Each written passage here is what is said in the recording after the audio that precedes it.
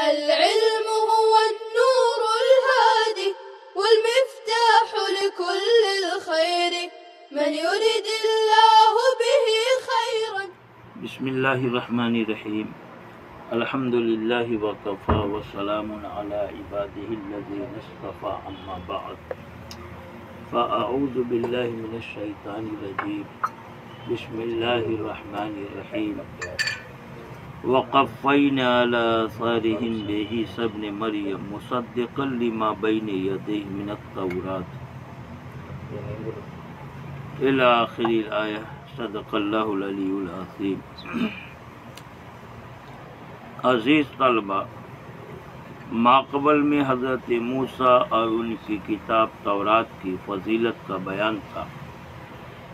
یہاں سے حضرت عیسیٰ اور ان کی کتاب انجیل کی فضیلت کو بیان فرماتے ہیں.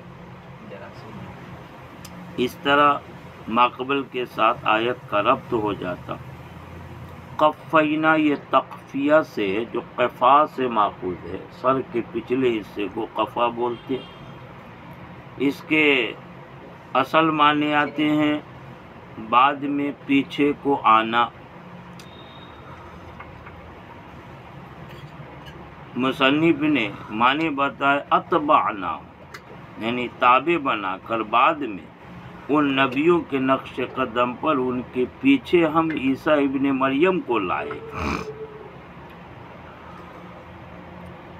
وقفینا اتبعنا علی آثارہم، اور ہم ان کے آثار پر، آثار اثر کی جمع ہے،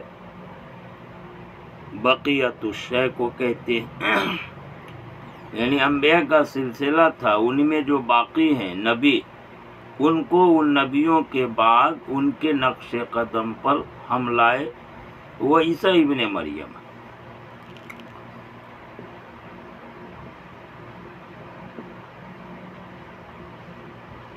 وہ انبیاء جن کے نقش قدم پر جن کے بعد عیسیٰ ابن مریم کو لایا گیا، وہ وہی انبیاء ہے جن کا ذکر ماقبل میں اس آیت کے اندر ہو چکا. یحکم بہا النبیون. مفسرین فرماتے ہیں کہ حضرت موسیٰ اور عیسیٰ کے درمیان کے جو انبیاء کرام تھے وہ تورات پر عمل کرتے تھے اور توراتی کے ذریعے لوگوں میں فیصلہ دیتے تھے. لیکن جب حضرت عیسیٰ آ گئے، ان کی کتاب انجیل آ گئی، تو تورات پر عمل منسوخ ہو گیا. اب حکم انجیل پر عمل کرنے کا آ گیا. ہم ان کے یعنی نبیوں کے نقش قدم پر ان کے بعد عیسیٰ ابن مریم کو لائے، مصدقا لما بین یدیہ. یہ عیسیٰ سے حال واقع درہاں لے کے وہ تصدیق کرنے والے اپنے سے پہلے والی کتاب یعنی تورات کی. لما بین یدیہ ای قبلہ، یعنی اپنے سے پہلے جو کتاب تھی. من التورات، یہ لما میں ماں کا بیان ہے، یعنی تورات کی تصدیق کرنے والے. وآتیناہ الانجیل، اور ہم نے انہیں انجیل عطا کی. فیہ ھدی و نور، جس میں کہ ہدایت اور نور ہے. ماقبل میں یہ آیت آ چکی.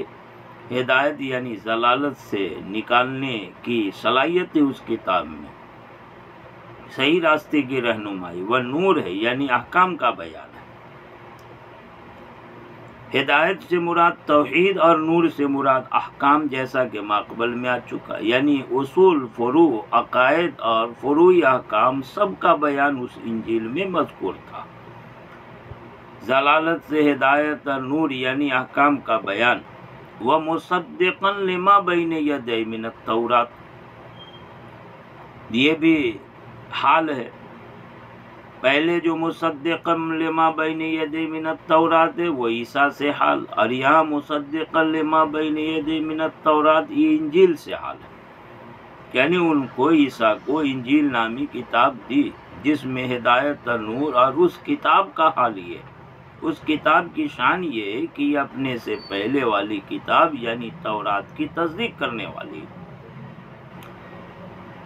انجیل کے تصدیق کرنے کا مطلب یہ ہے کہ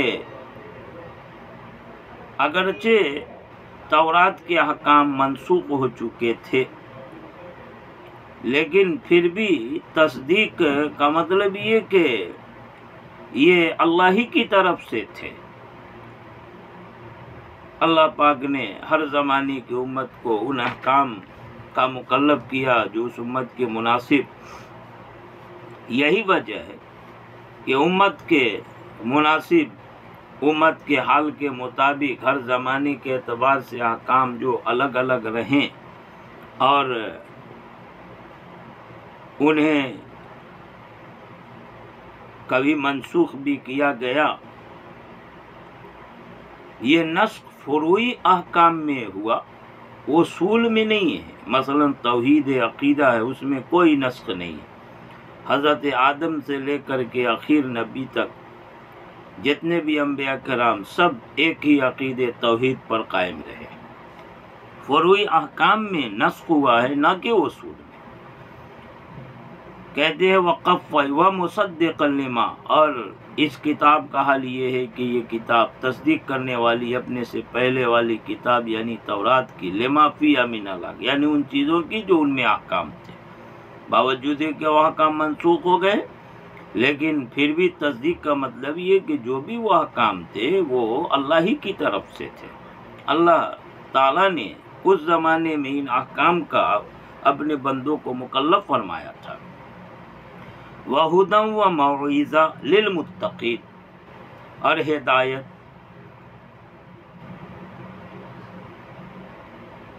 سوال یہ ہے کہ یہاں کتاب کو ہدایت کہا، حالانکہ کتاب ہدایت نہیں ہوتی بلکہ ہدایت والی ہوتی ہے۔ خدا یہ مصدر لائے، جیسے زید عادل بولتے ہیں مبالغے کے طور پر، زید عدل کرنے والا کہ اتنا سراپا عدل ہو چکا، ویسی یہ کتاب ہدایت والی ہے، ایسی گویا سراپا ہدایت بن چکی۔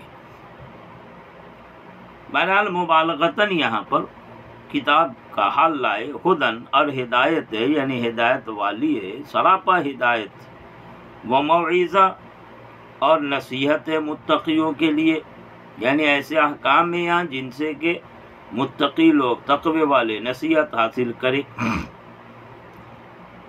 جہاں تورات کا ذکر تھا وہاں صرف ہدایت کا لفظ بولا گیا تھا، موعظہ نہیں آیا تھا،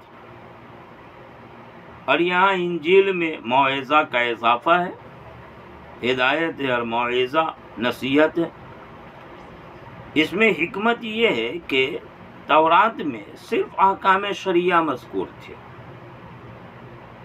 اصل کتاب تورات میں مواعظ نہیں تھے، وہ دوسری تختیوں کے اندر مذکور تھے، وہ تختیاں ٹوٹ گئی تھی، تورات کے علاوہ دوسرے صحیفے، دوسری تختیاں تھیں۔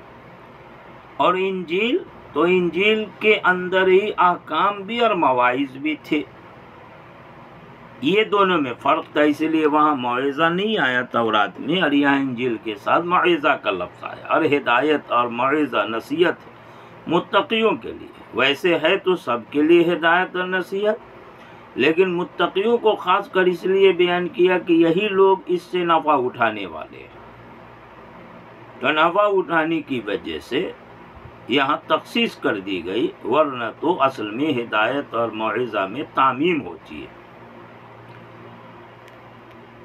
وَقُلْنَا، اور ہم نے کہا، وَلْيَحْكُمْ أَهْلُ الْإِنْجِيلِ، یہاں وَلْيَحْكُمْ کے درمیان میں قلنا لائے مصنف، اشارہ کیا کہ واو یہ حرف عطف ہے، ماقبل پر عطف کیا گیا، اور وَلْيَحْكُمْ میں جو لام ہے یہ لام امر ہے، اور یہ جملہ قول محذوف کا مقولہ ہے، اور یہ قول مقولہ سب مل کر کے آتینا پر عطف ہو رہا ہے۔ مطلب یہ ہے کہ ہم نے عیسیٰ ابن مریم کو انجیل دیا اور انہیں اور ان کے متبعین کو حکم دیا کہ اسی کے مطابق فیصلہ کریں۔ وقلنا، اور ہم نے کہا، ولیحکم چاہیے کہ فیصلہ کریں انجیل والے اسی کے مطابق جو اللہ نے اس کتاب میں نازل کی، یعنی جو احکام وغیرہ ہے، ایک قرأت تو وَلْيَحْكُمْ ہے، لام لام امر ہے، یہ فعل مجزوم ہوگا امر کی وجہ سے. دوسری قرأت وَلْيَحْكُمَ ہے، یعنی نصب کے ساتھ، لام کے کسرے کے ساتھ. اس صورت میں یہ لام لام امر نہیں بلکہ لام کئی ہے. مصنف ترکیب بیان کرتے ہیں کہ اگر نصب کے ساتھ وَلْيَحْكُمَ أَهْلُ الْإِنْجِيلِ یہ پڑھیں تو اس صورت میں یہ آتینا پر عطف نہیں ہوگا بلکہ آتینا کے معمول پر عطف ہوگا. لیکن اس پر ایک سوال ہے کہ آتیناہ الانجیل فیہ ھدی و نور، اور آگے فرمایا وَھدی وَمَوعِظَۃ. آتینا کا معمول اس سے مراد کیا، اگر انجیل مراد لیتے ہیں تو پھر اس پر عطف کرنا بالکل واضح نہیں ہے.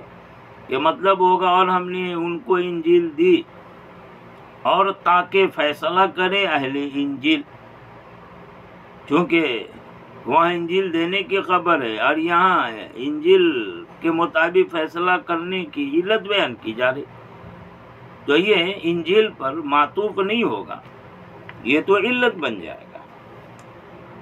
ہاں آگے جو ھدی و موعظہ آیا اس پر اگر عطف کر لیا جائے تو کسی حد تک صحیح ہے. معنی یہ ہوں گے کہ ہم نے انجیل دی لأجل الہدی والموعظہ، ہدایت اور نصیحت کے لیے، ولحکم اہل الانجیل، اہل انجیل والے کے فیصلہ کرنے کے لیے. لیکن یہاں پر چونکہ وَھدی وَمَوعِظَۃ لِلْمُتَّقِینَ یہ آتینا فعل کے بعد میں بہت آگے آ رہا، اس کا معمول بہت فاصلے کے ساتھ ہو رہا ہے، بہت درمیان میں واسطے ہیں. اس لیے سب سے واضح اور بہتر ترکیب یہ ہے کہ وَلْيَحْكُمَ اس کو محذوف سے متعلق مان لیا جائے، واو کو عطف کے لیے نہیں بلکہ استئناف کے لیے مانا جائے، اور عبارت ہو وَآتَيْنَاهُ ذَلِكَ لِيَحْكُمَ، اور ہم نے ان کو یہ کتاب انجیل دی تاکہ فیصلہ کرے اہل انجیل اس کے مطابق جو اللہ نے اس انجیل میں نازل فرمایا، یعنی احکام. مصنف کہتے وفی قرأت، ہر ایک قرأت میں بنصب یحکمہ و کسر لام، یحکمہ کے نصب کے ساتھ لام کے کسر کے، یعنی ولیحکم کے وجہ ولیحکمہ کی قرأت ہوگی. عطف ہے علی معمول آتینا، آتینا کے معمول پر، انجیل پر تو عطف مناسب ہے ہی نہیں. وَھدی وَمَوعِظَۃ پر البتہ عطف کر لے تو صحیح ہے، لیکن اس میں بھی تقلب ہے، اس لیے بہتر ترکیب یہ ہے کہ یہ محذوف سے متعلق ہے. وَآتَيْنَاهُ لِيَحْكُمَ أَهْلُ الْإِنْجِيلِ، اور ہم نے انہیں کتاب عطا کی تاکہ یہ کتاب والے فیصلہ دے اسی کے مطابق جو اللہ نے اس میں نازل فرمایا. وَمَن لَّمْ يَحْكُم بِمَا أَنزَلَ اللَّهُ، اور جو کوئی فیصلہ نہ دے اس کے مطابق جسے اللہ نے نازل کیا، فَأُولَٰئِكَ هُمُ الْفَاسِقُونَ، تو یہی وہ لوگ ہیں جو فسق والے ہیں. فسق خروج یعنی طاعت کو کہتے ہیں. چونکہ ماقبل میں امر آیا تھا وَلْيَحْكُم، چاہیے کہ فیصلہ دیں، اب اس امر حکم کی بجاوری سے نکل جائیں تو یہ فسق ہو جائے گا. اس وجہ سے یہاں فاسقون کا لفظ لائے. لیکن حقیقت یہ ہے کہ فسق اور ظلم ایک ہی معنی میں، فسق فاسق ہیں یہ یعنی ظالم ہے، اس لیے کہ فاسق اللہ کے حکم کی خلاف ورزی کرتے، ظالم بھی اللہ کے حکم کی خلاف ورزی کرتے. لہذا ماقبل میں اس طرح کی آیت آئی تھی فَأُولَٰئِكَ هُمُ الظَّالِمُونَ یا هُمُ الْفَاسِقُونَ کا دونوں کا مفہوم ایک ہی ہے. کہیں ظلم سے اور کہیں فسق سے جو تعبیر کیا اس کو تفنن بولتے.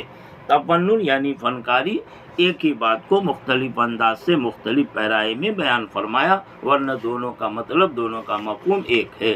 فَأُولَٰئِكَ هُمُ الْفَاسِقُونَ، پس یہی وہ لوگ ہیں جو فسق والے یعنی ظلم والے ہیں. وآخر دعوانا ان الحمد للہ رب العالمين. السلام عليكم، لا تنسوا الاعجاب بالفيديو والاشتراك في القناة تشجيعا لنا لنستمر بنشر المزيد إن شاء الله.